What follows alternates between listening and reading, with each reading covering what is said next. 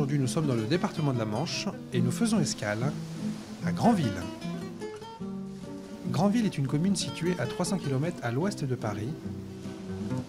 C'est une station balnéaire de la baie du Mont-Saint-Michel. Granville est le premier port coquillier de France. Elle est surnommée la Monaco du Nord de par sa situation jonchée sur son rocher. On a rendez-vous dans le port avec Jean-Philippe Tible, l'inventeur d'une machine incroyable de nettoyage de carènes à flot. Et c'est le but de notre escale aujourd'hui. On le retrouve tout de suite. Bonjour Jean-Philippe. Bonjour Christophe. Donc voilà, on est devant cette machine que vous avez créée. Oui, la création d'origine, c'est le système de nettoyage sous-marin. Et après, on a installé une robotisation autour de ces buses spéciales pour permettre le nettoyage des bateaux à flot. D'accord. Donc c'est une vraie démarche environnementale que vous avez fait là. Ça aura des implications, j'espère. Pour l'instant, les abonnés au nettoyage de cette machine économisent 50% d'antifouling. D'accord. Donc on peut dire que l'antifouling, c'est quand même pas exceptionnel pour l'environnement.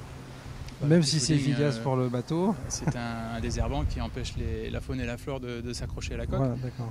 Nous, on va permettre de mettre 2 fois moins d'antifouling, simplement par des passages réguliers dans la machine. D'accord. Donc ça veut dire qu'un bateau, il faut à peu près quoi, 3 kg d'antifouling? C'est totalement variable en fonction de la taille de la coque, hein, mais c'est plutôt 5-7 kg. Hein, d'accord, donc là, dans un port comme ça, à Granville, on peut imaginer qu'on économise 3 tonnes, quoi. Comme ça. Alors, il faudrait faire le calcul, mais ouais. Enfin, c'est l'idée en tout cas. C'est vite quelques centaines de kilos, ça c'est certain. Okay. Ouais. D'accord. Et donc là, c'est qui a acheté la première machine? Parce qu'on est devant la première machine là. Hein. Là, vous êtes devant la première machine qui a été installée récemment. C'est le port de Granville, le port du RL, qui est géré par la Chambre de commerce, qui a décidé d'investir dans le système de nettoyage pour justement présenter un produit qui sera meilleur pour l'environnement. D'accord. Donc ils ont compris la démarche, ils sont sensibles à ça, quoi. Donc, oui. Ils ont été très ouverts dès l'installation du prototype, en fait, pour valider le concept et puis la mise en œuvre commerciale, etc. Ça s'est très bien passé. D'accord, ok. Donc comment ça marche alors? Parce qu'on est devant la machine, devant le bassin. C'est très simple. Ouais.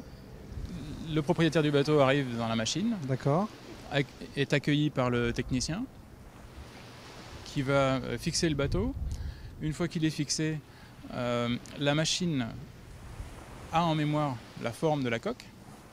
Donc le technicien va mettre le nom du bateau dans la machine et on va simplement demander à la machine de nettoyer à telle distance en fonction de la salissure. Très bien. Ah ben voilà, allons-y. Alors Alexandre, bonjour. Bonjour. Bonjour. Comment ça marche?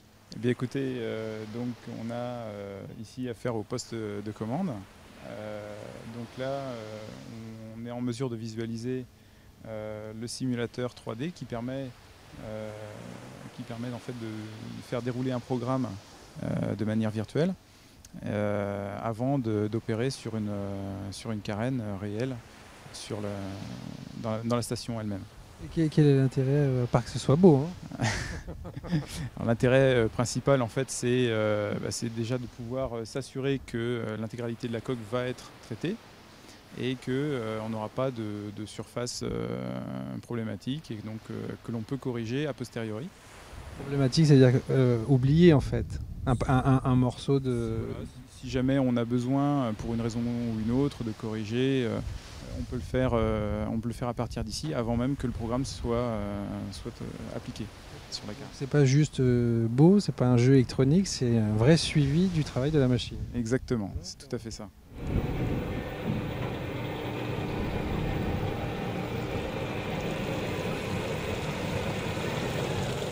Bon, on va prendre notre bateau, on continue en direction de l'escale suivante.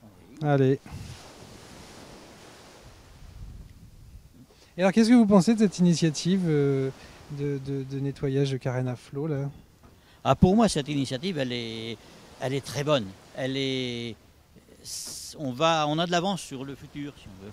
Puisque moi, je vais prendre un exemple. Vous êtes tous comme ça à Granville, de toute façon. Je sais on est tous comme ça, mais on essaie tout au moins de ne pas être à la traîne. D'ailleurs, il faut toujours prendre l'avance. Si on n'avance pas, on recule, bien sûr. C'est ça qu'on dit. Voilà, tout à fait. Non, moi j'ai... à mon idée, mais ce n'est que mon idée personnelle, mais je suis convaincu que déjà, on va naviguer avec cette machine, on va naviguer toujours avec un bateau propre. Donc, un bateau propre, c'est un bateau qui... C'est la base un peu. Oui, déjà, c'est la base. C'est beaucoup plus agréable que d'avoir un bateau qui a des algues qui pendent tout autour.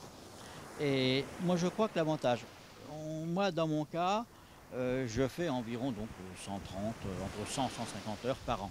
Donc, j'ai un bateau qui consomme 20 litres de gasoil à l'heure. Donc, on a vite fait le calcul. Ça fait 2600 litres, ça fait environ 3000 euros. J'estime que je gagne avec un bateau propre, je gagne toujours environ 1,5 nœud minimum. Donc, si on fait le calcul vite fait, j'économise, enfin, je dépense environ 300 à 400 euros de moins sur mon gasoil. Donc, c'est pratiquement le prix de mon contrat.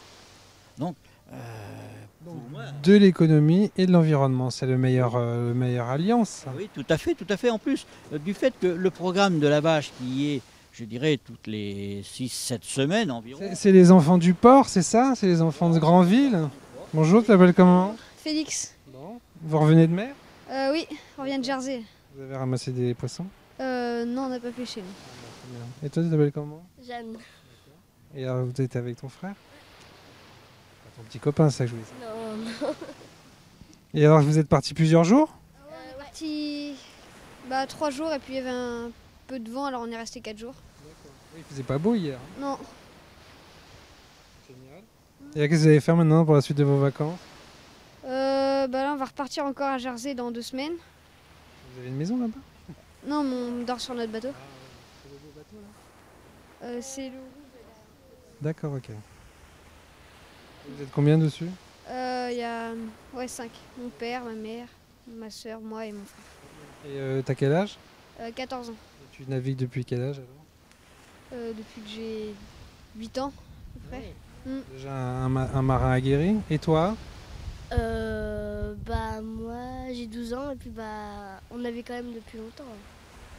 C'est-à-dire depuis longtemps, c'est quoi? Moi il a commencé à 8 ans donc moi à 6 ans, ouais. Ah, vous êtes déjà des experts de la mer alors hein? Parce que c'est pas facile, la mer elle bouge beaucoup ici. Hein. Bon super. Bonnes vacances, au revoir. Et pour la garder tout entière, ne restons pas les bras croisés face aux rejets toxiques en mer, indifférents, les yeux fermés. Pour l'avenir, voire immuable, l'enfant s'appelle et son râteau, construire de beaux châteaux de sable et faire flotter ses petits bateaux.